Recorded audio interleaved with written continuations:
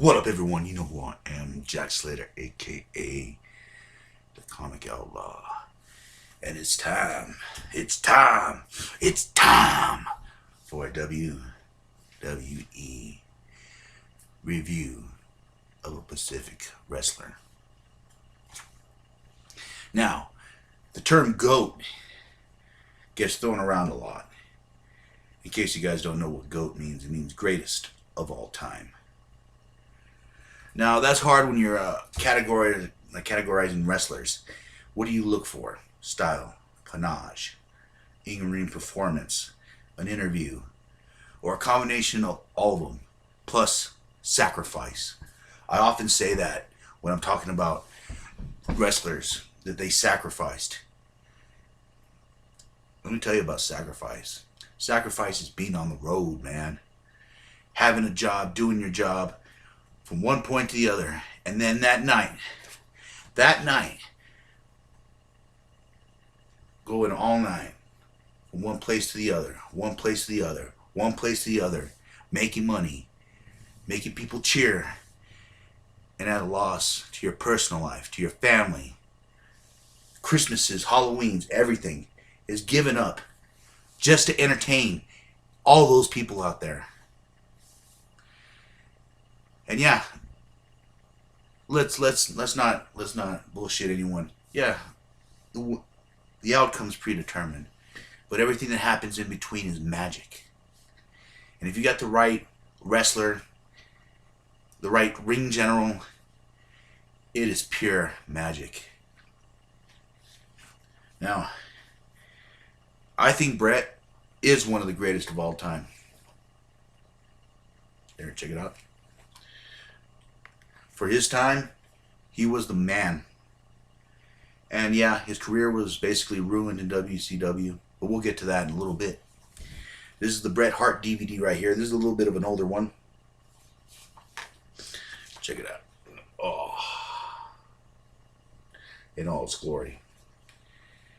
Now, Bret Hart was a very interesting wrestler. He kind of came after the 80s and the steroid scandal with Hogan, where Hogan actually testified against Vince, sort of, on the whole steroid scandal. He didn't really, he testified against him, but he didn't really, throw him under the bus.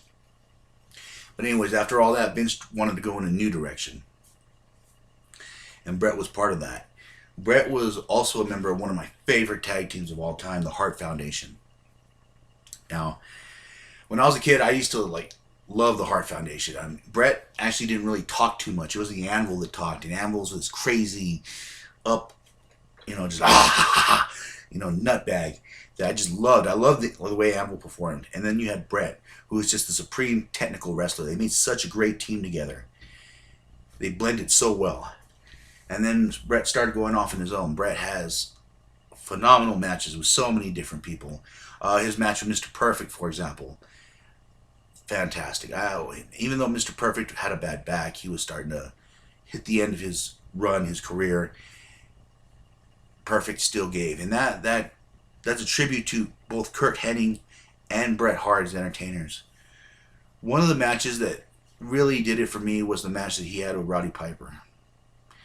If you watch, and I keep saying this, if you go back and you watch my wrestling stuff on my list, I do a Roddy Piper one. It was one of the first ones I did, one of the maybe fifth, fourth, sixth, somewhere around there. And I love Roddy Piper. To me, Piper was just the antithesis of what it was to be the bad guy, to be the ultimate loudmouth. But he never really had a chance to show off his skills. If you watch some of his stuff in the late 70s, early 80s, he did do a lot of wrestling. He was good at it. And with his match with Bret Hart, he proved it. It was one of the best matches that I've seen Piper have. And Bret was the man that gave it to him. He allowed him to go. Bret Hart has had awesome matches. His matches in the King of the Ring, Bam Bam Bigelow, he's fought against Scott Hall. I mean, there's so many people that he's actually fought against. It's kind of hard for me to pick one.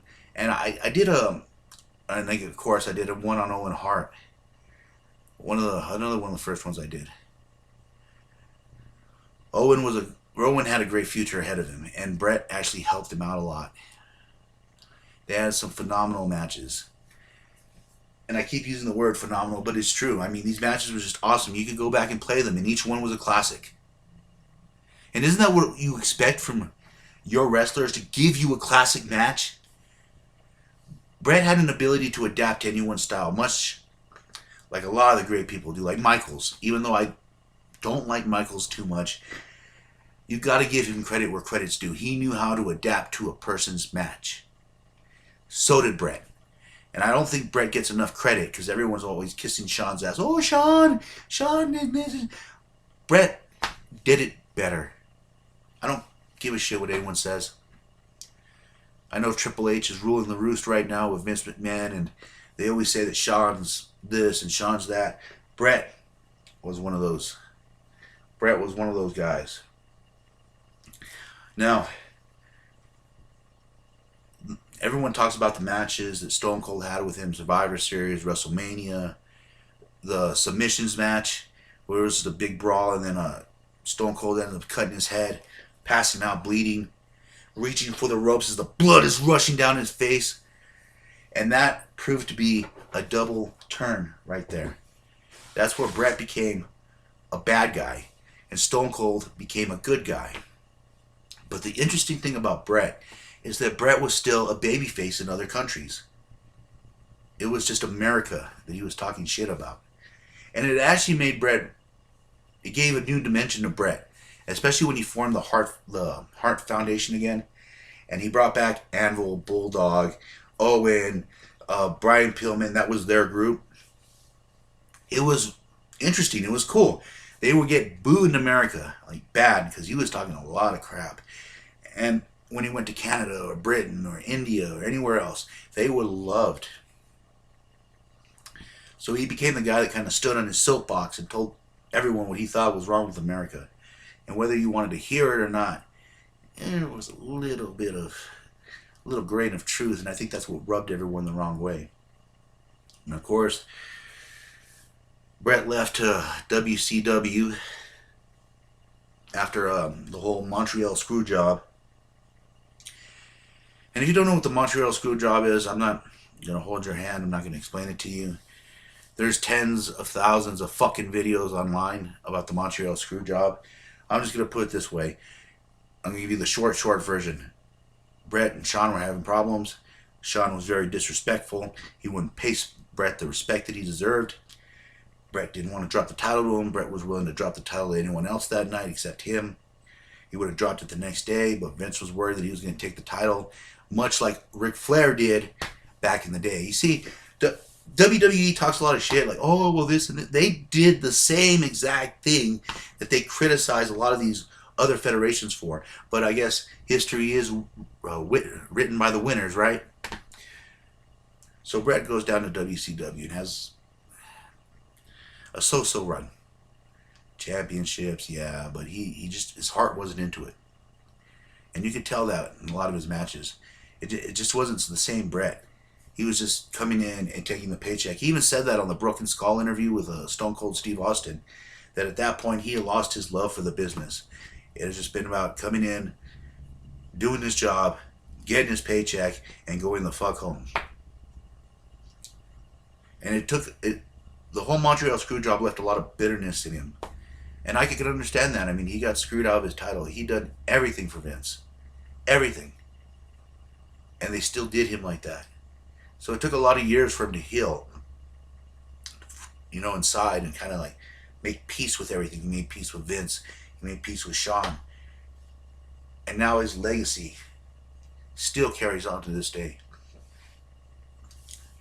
This man carried the Wrestling Federation from one point to the other, up until the Attitude Era and a little bit in it, and then he went to WCW. But he was the between point. He was the one that gave Stone Cold his opportunity. Do you hear what I'm saying? He gave Stone Cold the opportunity that he needed to turn face. And if you don't know what babyface and heel means, you are on the wrong channel. But just so you know, babyface is a good guy, heel's a bad guy. I recommend this. It's a nice little trip down memory lane. Has a lot of good stuff on it. I mean, like the match that he had with the British Bulldog. Oh my God, with his sister watching there, high emotion. You guys talk about having emotion in the ring. That was a great match. Hart has worked with so many different people, made so many people look good. It was just sad the way that he ended up going out, and it was because of Bill fucking Goldberg. Yep. And he even says in the Broken Skull thing that Bill was kind of known for hurting people. He was green. And the last thing Bret told him before he went out, don't hurt me, Bill. And if you watch that match, he kicked him right in the face, concussed him, and that was pretty much it for Bret Hart. Taken out by a green superstar in a shitty company that he didn't even want to be in, that his own boss decided to send him to because he felt that he couldn't get anything else out of him. I'd be a little pissed off too. Just saying. But I do recommend this. I do recommend looking up a lot of Bret's matches. Bret had good matches with everyone. I mean, even back in the day, there's a match that he did with the 1-2-3 Kid. Boom, awesome. This man was known and prided himself on making classic matches.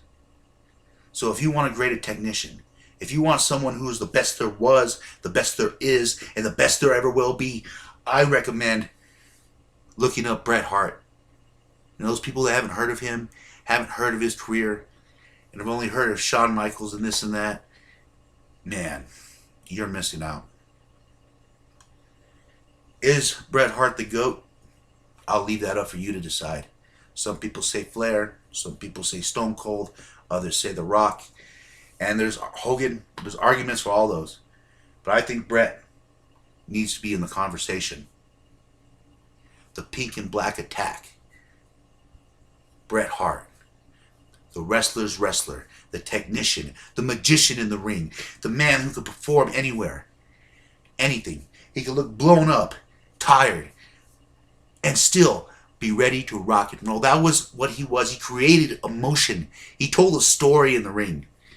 How many of these kids now, when you watch wrestling nowadays, know how to tell a story in the ring? And I think that's the one thing that a lot of the new wrestling is lacking. Yeah, they're very shiny. They do their little moves, their little 4-set moves or whatever, but they don't tell a story. A lot of wrestlers don't tell a story now. And I think that's what every wrestling group needs to learn how to do, is to tell a story in the ring, to make people feel something. So I'm going to say thank you, Bret. Thank you. Since no one else seems to want to tell him that. For your contributions. And to me, you will be the best there ever was, is, or will be. And I'm the Comic Outlaw, man. And now I'm going to do my pitch, and I'm going to tell you to subscribe, hit me up, and continue to get new members of the Outlaw Nation. And as always, I will catch you on the flip side.